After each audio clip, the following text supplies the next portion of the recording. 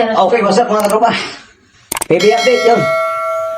Kapapanalo lang ng SMB, mga katropa yun. Kasado na po. SMB versus TNT sa finals yun. The rematch to mga katropa. Yan, pag-usapan natin yan. Saglit lang to mga katropa. Update na natin to dahil grabing bakbakan to. Game 1, Merkulis. Okay, let's go!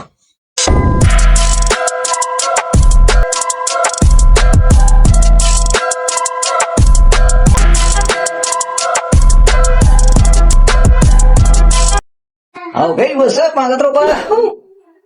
Ayun na nga po, tapos na po yung series sa kabila, Ginebra at saka San Miguel.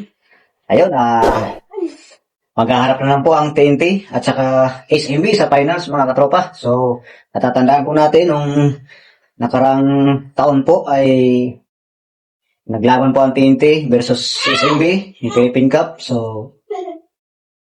marami pong pagsubok ang nangyari sa TNT noon. Marami po silang injury noon.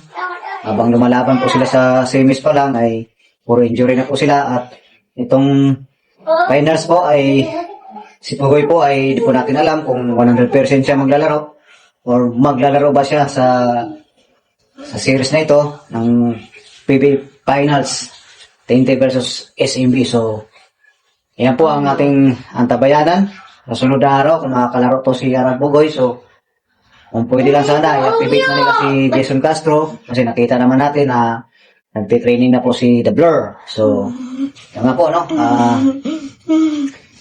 Sana ay healthy lang lahat ng TNT, lupang 5G kasi alam naman natin na sobrang lakas ng SMB. So,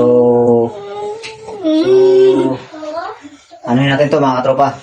Antabayan na natin to, ang WhatsApp na to. Kasi grabe, napakalakas ng SMB talaga dahil si Fajardo kailangan i-double team. So, mahirap talaga bantayan ng SMB kasi yun nga, si Fajardo nga po ay sobrang laki. Kailangan i-double team. So, pag di-double team, meron na po siyang mga kakampi na, na open sa 3-point shot. So, yun, nakakatira po ang SMB. So, kailangan pag-isipan po talaga ni Coach Tres ang laro ng SMB kung paano niya i-counter sa defense ang SMB. Ayun. Yun nga po, no? Game 1. Sa Merkulis na po yan. So, sa Antipolo daw po ang ang game 1 ng ating PBA Finals.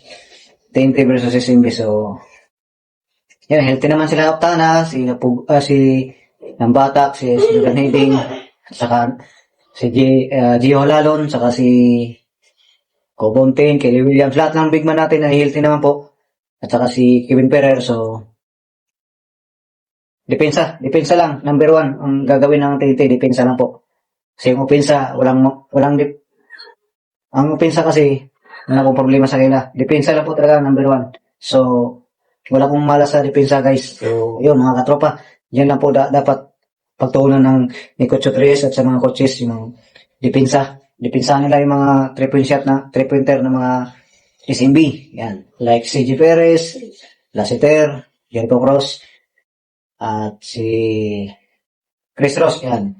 Alam na natin na pagka finals, ang kalaban ng TNT at SMB, yan, si Chris Ross at si Jericho Cross ay mga asar po talaga yan para mawala yung focus sa game ng mga TNT players. So, speak na natin yan. So, huwag nating, ito lang masasabi ko sa mga TNT player, kung sino mang mabantayan ni Jericho Cross at si Chris Ross, huwag po tayong padala sa kanilang pang-aasar kasi focus lang sa game kasi strategy din nila yan para masira ang game plan at laro ng isang player kung magpapadala ka sa kanilang pang-aasar. So yun lang po ang ating PBA update. Yun lang po, kasado na po rematch ng SMB at saka TNT sa finals. Yun, magandang laban to.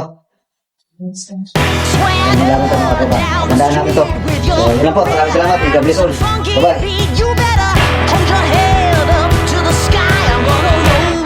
To the day I die.